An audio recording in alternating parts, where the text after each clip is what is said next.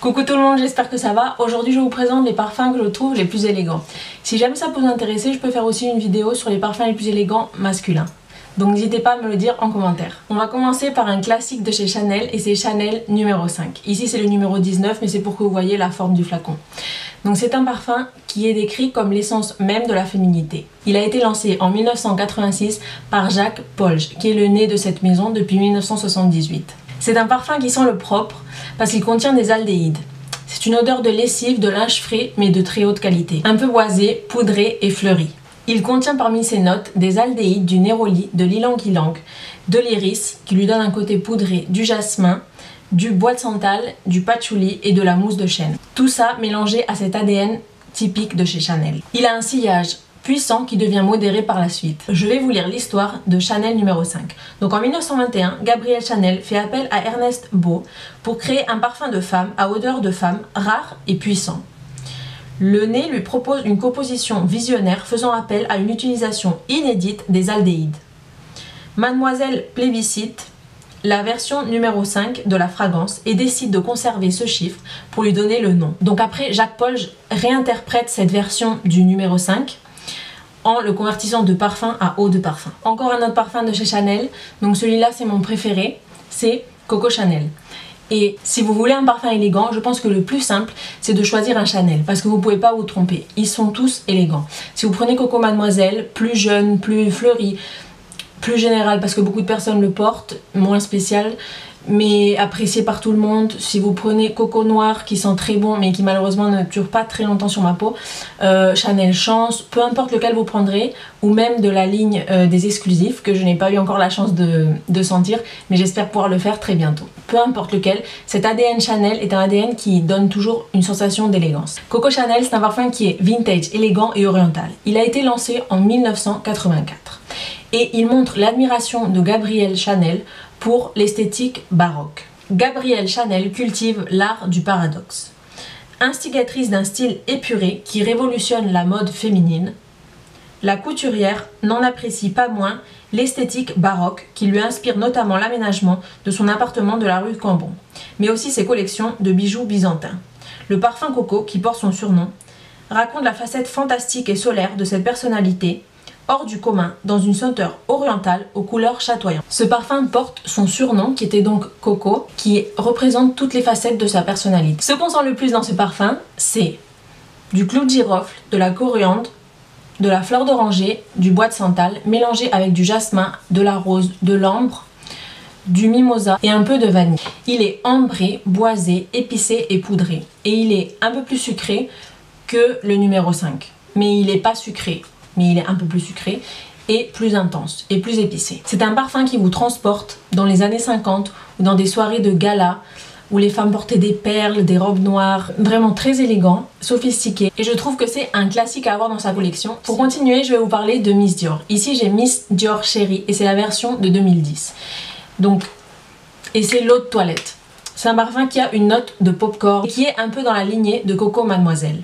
Mais ici je vais vous parler de Miss Dior le parfum. Miss Dior le parfum est un chypré floral lancé en 2017 par François Demachy, le nez de chez Christian Dior. Il contient du poivre rose, de l'orange, de la mandarine, de la bergamote, de la rose de Grasse, rose de Damas, feuilles de jasmin, patchouli et palissandre. C'est un parfum plutôt sucré, rond, que je trouve adéquat pour une femme classique qui ne se prend pas trop la tête par rapport au parfum. Il a un très bon sillage et une très bonne durée. Vous pouvez le porter pendant toute l'année, de nuit comme de jour. Moi je l'ai pas parce que c'est un parfum qui me donne un peu mal à la tête, suivant s'il fait plus chaud ou suivant les périodes. Mais je trouve quand même que c'est un très bon parfum. Après je vais aussi vous parler de My Burberry Black. Donc c'est un parfum qui a été lancé en 2016 par le célèbre Francis Kurkdjian. Ce qu'on sent le plus dans ce parfum c'est de la pêche et de la rose mélangés avec du jasmin et de l'ambre. Et c'est un parfum qui est très sucré, assez sucré, mais qui reste élégant. Si je devais lui donner une texture, ce serait une texture de sirop enveloppant. Je le trouve plus adapté pour le soir. Il est fruité, rosé et légèrement boisé. Il a une très bonne durée, mais un sillage plutôt modéré et je le verrai plus porté en automne-hiver. En plus, il n'est pas très cher, on peut le trouver sur internet à un bon prix. Après, un parfum que je trouve aussi très élégant et que j'ai sur ma wishlist, c'est Jasmin Marzipan de la collection privée de chez Lancôme. Il a été lancé en 2016 par Dominique Ropion, qui a créé lui aussi Par exemple, Pur Poison de chez Dior, La Vie est Belle de chez Lancôme, Olympia, Alien, L'Interdit de chez Givenchy et parmi d'autres, Portrait d'une femme de chez Frédéric Malle. Pour moi, c'est un parfum qui m'évoque la beauté, que je trouve adapté pour les mariés par exemple, qui m'évoque des moulures au plafond, un domaine avec des escaliers sur un grand jardin. Il contient du jasmin sambac, du jasmin, du musc, du bois d'amandier, de la vanille bourbon et des notes boisées.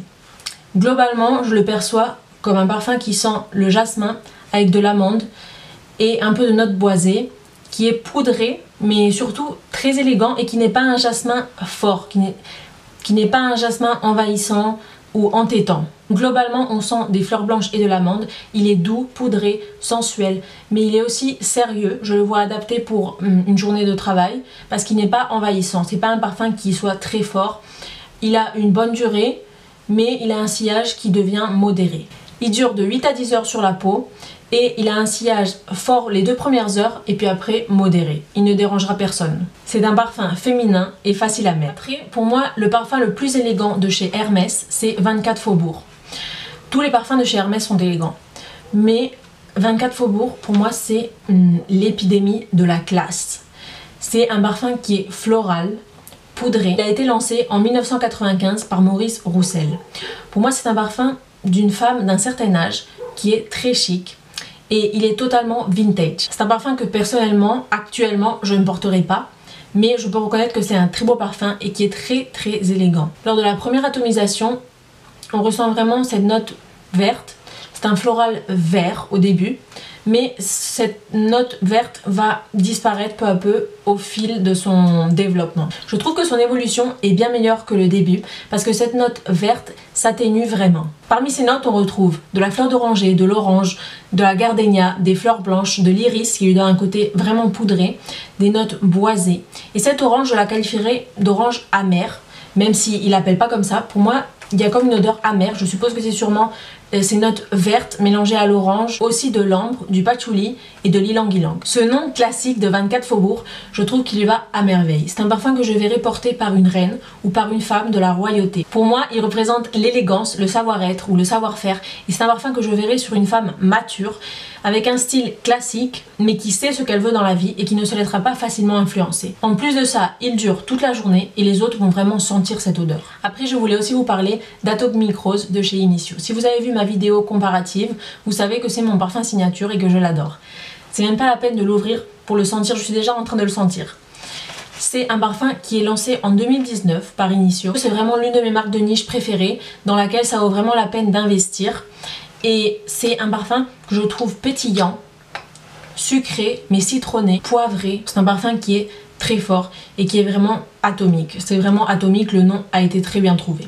Donc il appartient au Carnal Blends et c'est la collection dans le packaging violet. Je ferai aussi une vidéo sur mes parfums préférés de chez Initio parce que je trouve que c'est des parfums qui valent leur prix. Dans Atomic Rose de chez Initio, on retrouve du poivre rose et de la bergamote qu'on va sentir vraiment dès la première pulvérisation. C'est un parfum qui va être citronné et épicé, poivré et qui va après sécher en devenant un peu plus vanillé mais qui va quand même conserver ce côté citronné et poivré. Après on retrouve aussi de l'édione qui ressemble au jasmin et de la rose. C'est vraiment un parfum à la rose. Si vous n'aimez pas la rose, vous n'aimerez pas ce parfum. Je trouve qu'on sent vraiment toutes ces notes dans ce parfum. C'est un parfum qui est unisexe et qui est pétillant comme un verre de champagne. Il est frais grâce au côté épicé et citronné, mais pas tellement parce qu'il y a de la vanille et de l'ambre. Et c'est un parfum qui est doux parce qu'il a de la rose, mais qui est quand même intoxiquant. On va vous sentir de loin. C'est vraiment un parfum qui vous intoxique par son sillage, par sa durée incroyable de jour et de jour sur vos vêtements et sur vos cheveux. Il porte très bien son nom, il est vraiment atomique, intoxiquant, mais dans la meilleure façon possible. C'est un parfum que je vois sur une femme moderne et sexy, mais classe à la fois. J'ai aussi inclus Mon Guerlain, donc c'est un parfum moderne qui est sorti en 2017, qui est aromatique, qui a de la lavande et de la vanille, qui est poudré, qui est doux, sucré mais pas trop. C'est un oriental boisé mais on sent pas vraiment le bois. Il est classe, jeune et délicat. Il a une durée moyenne qui n'est pas très bonne et il dure plus ou moins 6 heures. Le suivant c'est Chalimar de chez Guerlain. C'est un parfum qui a été lancé en 1925 que je trouve très élégant. Vous le savez, j'en ai déjà parlé dans ma vidéo de parfums d'hiver. Au début on sent des agrumes et après de la vanille avec du cuir, des notes épicées et du bois de santal. Je le verrai porter sur une femme mature, élégante, mystérieuse, sérieuse, qui a du caractère et qui est cultivé. C'est le premier oriental de l'histoire de la parfumerie, donc je vais vous lire un peu son histoire. Il a été inspiré par l'histoire d'un amour fou entre un empereur et une princesse indienne. Et Shalimar signifie temple de l'amour. Donc il représente l'essence du désir. Il contient d'ailleurs du castoreum et des notes animales, la promesse d'un amour éternel. En 1925, le flacon de Shalimar, dessiné par Raymond Guerlain, remporte le premier prix de l'exposition des arts décoratifs à Paris. Ces courbes s'inspirent des vasques des fameux jardins de Shalimar, donc qui sont au Pakistan. Le bouchon éventail à la transparence saphir rappelle ces jets d'eau éternels. C'est un oriental voluptueux et sensuel. Après, je voulais aussi inclure Dior Addict, donc j'en ai plus longuement parlé dans ma vidéo des parfums d'hiver. Mais c'est vraiment un parfum qui donne une impression de femme très chic, très classe, mais un peu hautaine, qui est un peu froide. C'est un parfum qui est un peu froid, mais en même temps qui invite un peu à t'approcher parce qu'il a de la vanille très crémeuse et de la fleur d'oranger. Le dernier parfum élégant dont je voulais vous parler, c'est Twilly de chez Hermès. Donc il a été lancé en 2017 et c'est un parfum qui est floral, épicé, oriental et sensuel. Je le verrai plutôt porté au printemps-été parce qu'il est frais et citronné. C'est un parfum lumineux et joyeux, floral, épicé, oriental et sensuel. Il contient des fleurs blanches, des agrumes et des épices. Parmi ces notes, on retrouve du gingembre qui lui donne un côté épicé et un peu piquant, de la tubéreuse qui lui donne ce côté de fleurs blanches, du bois de santal, du jasmin et des agrumes. Il est inspiré sur les jeunes filles en les regardant vivre, libres, audacieuses et irrévérentes. Elles jouent contre le vent, imposant leur propre rythme. Ce flacon représente à merveille l'odeur qu'on retrouve à l'intérieur. Comme bouchon, il a un chapeau noir qui lui donne un air mystérieux, qu'on retrouve totalement dans le parfum. Il a un lien de soie noué, coloré, qui donne cet aspect joueur et qui rappelle les Twilly de chez Hermès. Et le flacon est d'une couleur orangée, saumonée, qui représente vraiment la joie. Pareil que pour Chanel, peu importe quel parfum vous choisirez de chez Hermès, si vous n'aimez pas ces deux options que je vous ai données, il sera toujours élégant. Si vous choisissez Calèche, Kelly Calèche, Jour de chez Hermès, un jardin sur le toit, un jardin sur le Nil, un jardin sur la lagune, peu importe, eau de rhubarbe, tout ce que vous voulez, peu importe, ça sera élégant. Donc voilà, cette vidéo est maintenant terminée, j'espère qu'elle vous aura plu. Si c'est le cas, n'hésitez pas à mettre un pouce en l'air et à vous abonner et on se voit dans la prochaine vidéo. Bye!